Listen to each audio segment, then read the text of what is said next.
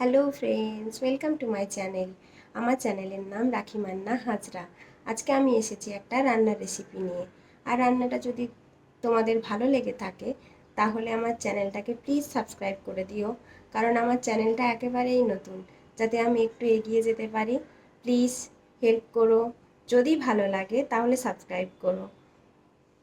আজকে আমি বানাচ্ছি চিকেন বিরিয়ানি। তার জন্য 700 মতো চিকেন আগে থেকেই আমি নুন হলুদ মাখিয়ে রেখেছিলাম। তারপর দিলাম আদা রসুনের পেস্ট, বিরিয়ানি মশলা, জিরে গুঁড়ো, ধনে গুঁড়ো, কাশ্মীরি লঙ্কার গুঁড়ো আর লাল লঙ্কার গুঁড়ো মাখিয়ে 10 মিনিট মতো রেখে দেব। আর একটা কড়াইতে আমি বেরেস্তা ভেজে নেব। বেরেস্তার থেকে আমি খানিকটা বেরেস্তা আর বেরেস্তা ভাজা অনেকটাই তেল এটাতে দিয়ে দেব।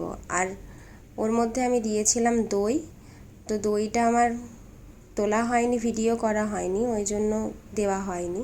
এটা মেখে আরও 15 মিনিট মতো রেখে দেব। আর কেশরটাকে দুধে ভিজিয়ে রেখে দিয়েছি।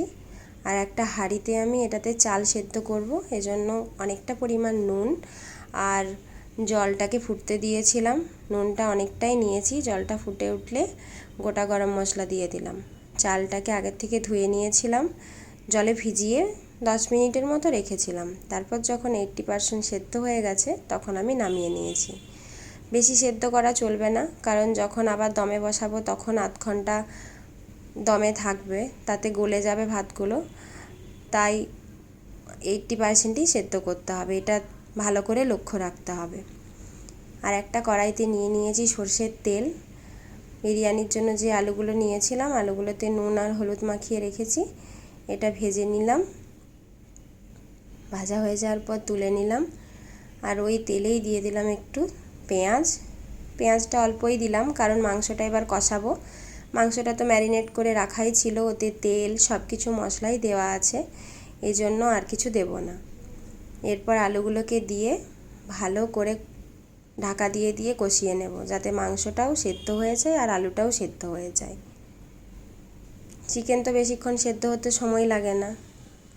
আর এই আলুগুলো আমি বিরিয়ানির জন্য করব বলে চন্দ্রমুখী আলু এনেছিলাম।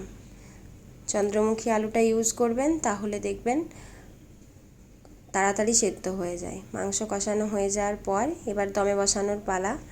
দমে বসানোর জন্য এবার রেডি করছি সব কিছু। আতর দিয়ে দিলাম কেশর আর দুধের মধ্যে।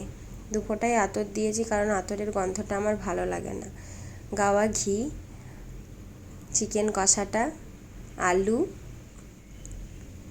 বেরেস্তা, তেজপাতা, কেওড়ার জল, গোলাপ জল, বিরিয়ানি মশলা। এরপর যে হাঁড়িটাতে আমি দমে বসাবো সেই হাঁড়িটাতে প্রথমেই আগে ঘিটা দিয়ে ভালো করে 4-5টা মাখিয়ে নেব।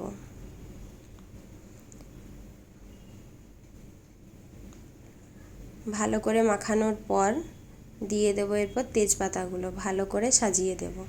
তেজপাতা দিলে একটা সুবিধে হয়, তলাতে লেগে যাওয়ার ভয়টা থাকে না।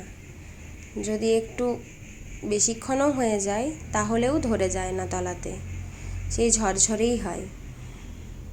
চালটা অনেকটা আগের থেকে নামিয়ে নিয়েছিলাম বলে ভাতটা খুব ঝরঝরে হয়েছে, দেখেই বুঝতে পারছেন আপনারা। এবার দমের জন্য দিয়ে দিলাম প্রথমে আলু, ভাতটাকে ভালো করে বিছিয়ে দিয়ে তারপর দিয়ে দিলাম মাংস। মাংসের একটু গ্রেভিটা দিলে আরও বেশি ভালো লাগে, গ্রেভিটা দিয়ে দেবেন এইভাবে। দিয়ে দিলাম কেশর আর আতরের দুধটা, বেরেস্তা,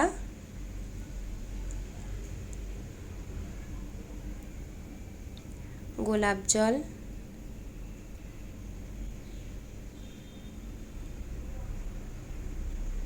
কেওড়া জল, বিরিয়ানি মশলা। এভাবে আমি আরও 2টো লেয়ার সাজিয়ে নেব। আমার মোট 3টে লেয়ার হয়েছিল।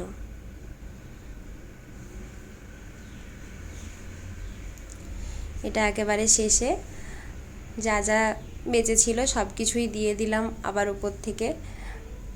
আতরের কেশর আতর ভেজানো দুধটা, কেওড়া জল, গোলাপ জল, বিরিয়ানি মশলা, বেরেস্তা সব কিছুই দিয়ে দিলাম। কালারটা খুব ভালো হয়েছিল, আমার তো খুবই ভালো লাগছিল দেখতে। আপনারাও একবার বানিয়ে দেখবেন, খুব ভালো হয়। আর ওপর থেকে যা ঘিটা বেঁচেছিল পুরোটাই ঢেলে দিলাম। ঘিটা দিলে স্বাদটা আরও বেশি ভালো হয়। এরপর যেই তাওয়াটাতে আমি দমে বসাবো, প্রথমে আগে সেই তাওয়াটাকে খানিকক্ষণ গরম করে নেব।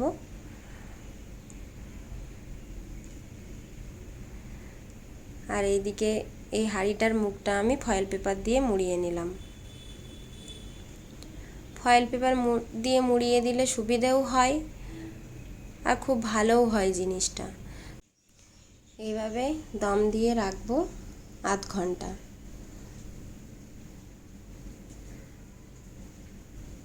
লো ফ্লেমেই রাখবো আঁচটা। আধ ঘন্টা পর বন্ধ করে কিছুক্ষণ রেস্ট দিয়ে খুলে নেব বিরিয়ানিটা।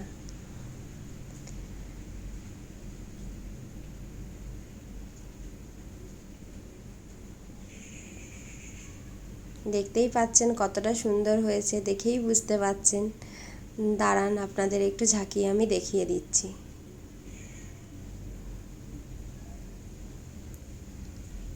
একবার বাড়িতে এইভাবে ট্রাই করে দেখতে পারেন, খুবই ভালো লাগবে আমার মনে হয়। আপনারা একটু বানিয়ে দেখবেন। যদি ভালো লাগে আমার চ্যানেলটাকে সাবস্ক্রাইব করবেন, একটা লাইক করবেন, কমেন্ট করবেন।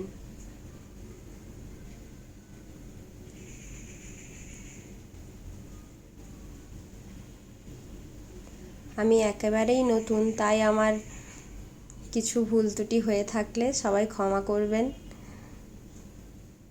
দেখে বুঝতে পারছেন নিশ্চয়ই।